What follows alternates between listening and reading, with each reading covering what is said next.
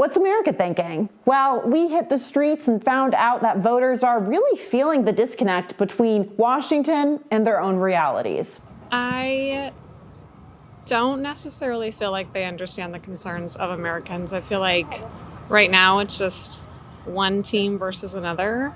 I feel like we vote a lot of the time so strongly for our views and who represents them, but we don't necessarily look always at the character of the people we're voting for. Well, I think they're mostly bought and paid for by the, lobbyists and the corporate America. And I'm a Republican. I definitely feel as if there's a disconnect, especially with less privileged communities in America.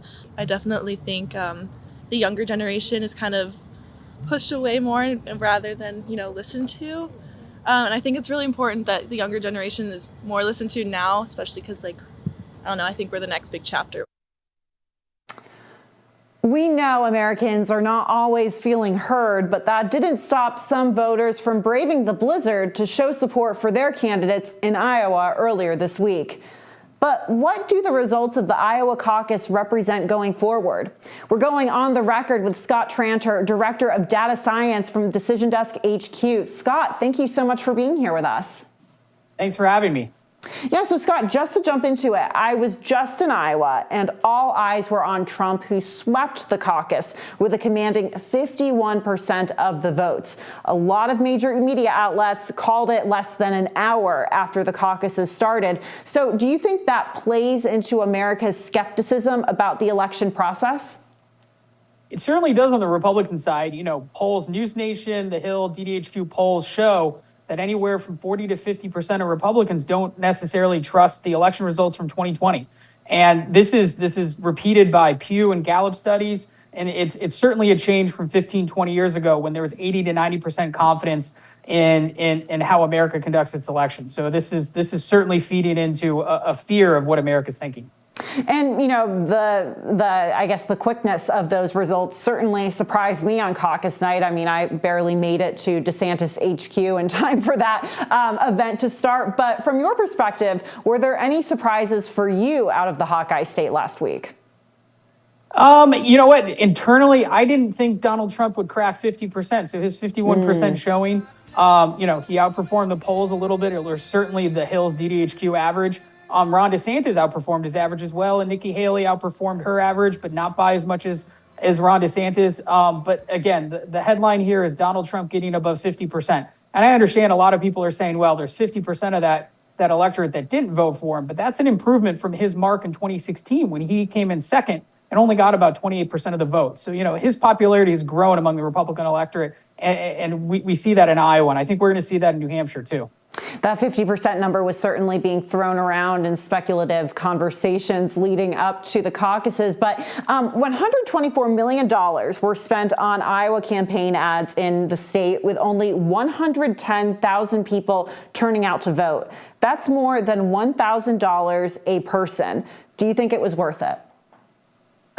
If you're Donald Trump and you spend significantly less per voter, you've certainly got your ROI. If you're Nikki Haley and Ron DeSantis, you're averaging over $1,100, over $1,000 a vote, and potentially one or two more states left, I don't think you think it's worth it.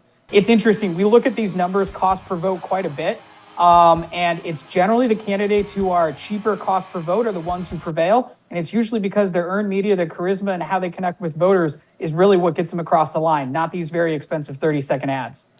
Right now, Decision Desk HQ is showing Trump beating Biden nationally by 1.3%. Do you think Trump will carry this momentum into New Hampshire and the rest of the country going forward?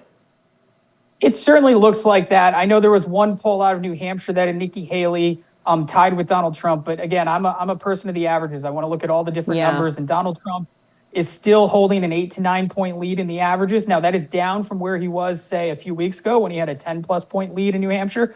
But the wind is behind his back. Nikki Haley and Ron DeSantis are certainly going to fight it out. Unless they surprise someone in New Hampshire, surprise Donald Trump in New Hampshire or South Carolina, I think Donald Trump's got a decent chance, probably better than 50-50 chance of potentially winning every single state in this GOP primary. Trump won New Hampshire in 2016. He carried Iowa this week with the support of evangelicals who are not as big in New Hampshire. So what does Trump's coalition look like in the Granite State? Well, when you win more than 50% of the vote in Iowa, you can say, look, you won the evangelicals, you won some of the moderates, you won some of the social conservatives and fiscal conservatives. In New Hampshire, if he cracks 50%, he could probably say the same thing. The only thing I would say is New Hampshire is a little unique. They let Democrats and independents potentially vote in their primary. There's not a competitive Democratic primary. So the vote, the people who are going to vote in that GOP primary may represent a little bit more of America than just the GOP electorate, because you're going to see some independent voters, potentially some voters who voted for Biden last time, come out and turn out for Nikki Haley or Ron DeSantis. That's really interesting because Decision Desk's most recent numbers show Haley trailing Trump by single digits in New Hampshire. After Iowa, should she be worried, and what does she need to do to stay in the race, not only in New Hampshire, but going to her home state of South Carolina and beyond?